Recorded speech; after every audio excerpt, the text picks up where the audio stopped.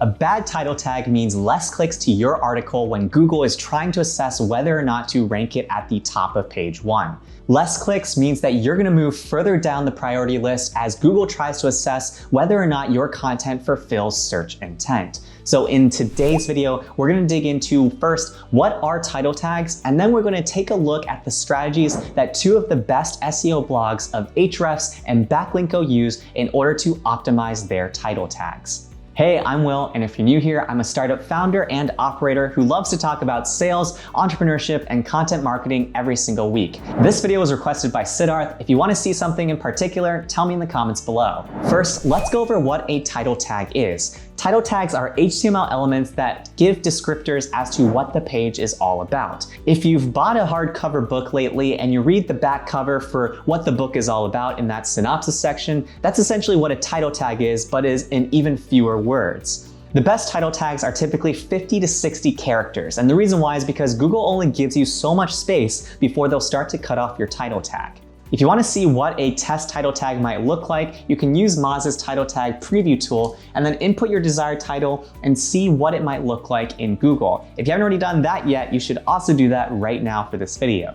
Now that we know what title tags are, let's take a look at what some of the best SEO blogs are doing in order to stand out from their competition when it comes to title tags. When I hop into my computer here, I'm gonna go ahead and hop into a Google search. And from here, what I'm gonna look for is something like site:/backlinko.com. And then I'm also gonna add in title colon. And what this is gonna do is it's gonna tell Google, I want you to look for the title phrases in here for whatever it is that I'm gonna add to my search. When it comes to what to add to your search, I like to think about the evergreen pieces of content that somebody might create on their blog. So this includes things like who, what, where, when, why, and how content. So let's go ahead and take a look first at how content and what Backlinko is doing there.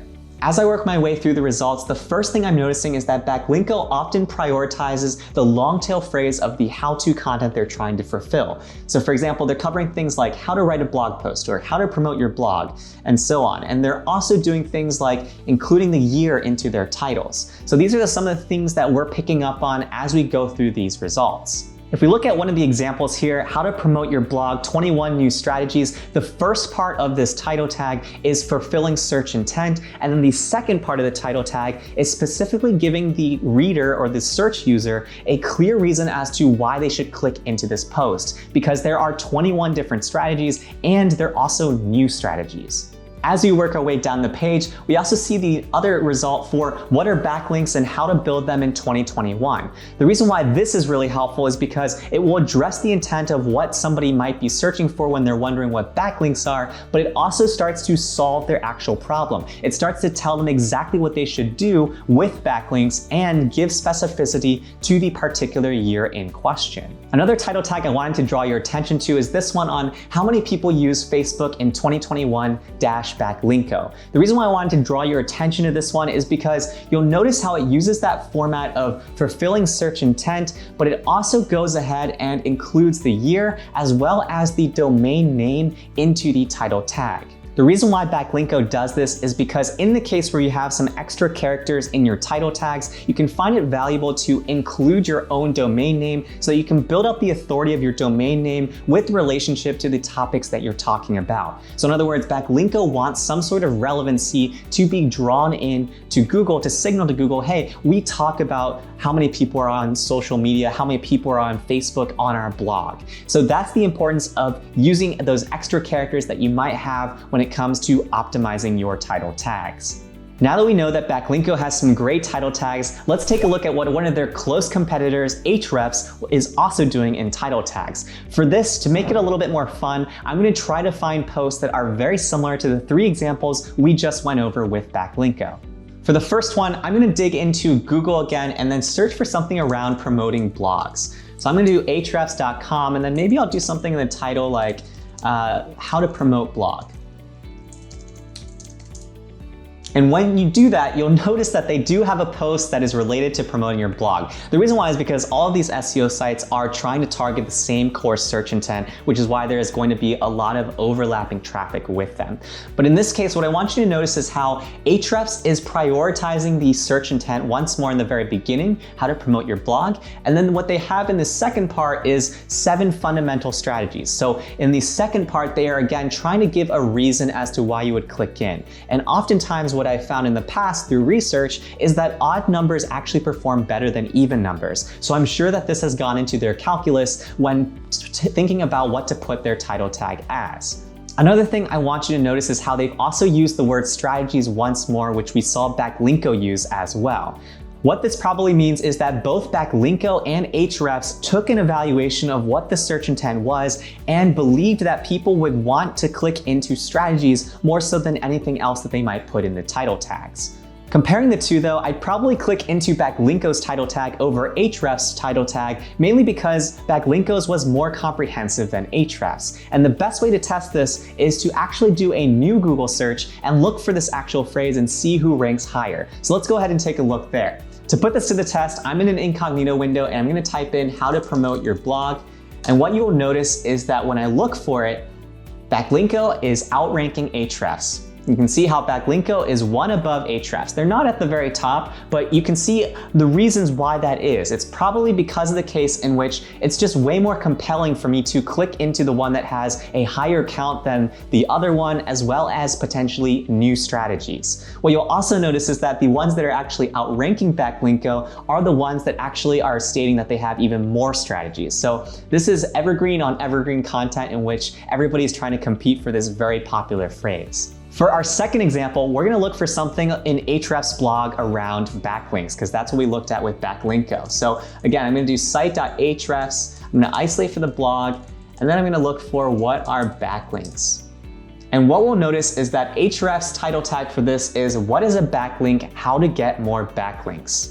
This again is pretty good. You'll notice that it's very similar to Backlinko's in that they are addressing the definition of what backlinks are and then starting to talk about how to solve the problem of getting more backlinks. However, the difference here is that I wanted you to notice how Ahrefs didn't actually put in the year for this particular guide and instead prioritized their domain Ahrefs in the title. If I were to guess, Backlinko is going to win again because they have that in 2021 reference in their title tag, but the only way to put this to the test is to actually dig into Google. So let's go ahead and take a look. As I hop back in here, I'm gonna search for what are backlinks.